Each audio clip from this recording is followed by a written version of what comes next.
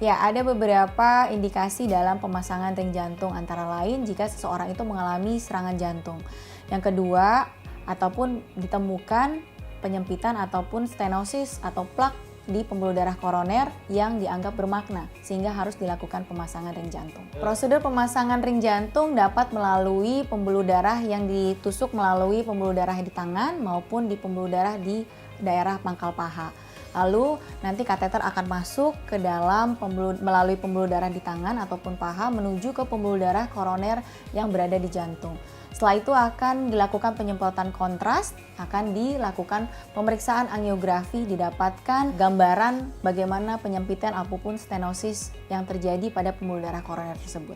Setelah didapatkan lokasi dan berapa persen penyempitan dan akan dilakukan pemasangan cincin, lalu kateter akan masuk kembali dan bersamaan dengan ring yang akan dikembangkan sesuai dengan posisi yang telah ditentukan sebelumnya. Pemasangan ring jantung ataupun stent jantung adalah prosedur yang tidak memerlukan bius total, hanya memerlukan bius lokal, sehingga pasien akan dalam keadaan sadar dan segera langsung mengetahui bagaimana kondisi pembuluh darah koronernya dan prosedur apa yang akan dilakukan selanjutnya saat pemasangan ring jantung dilakukan.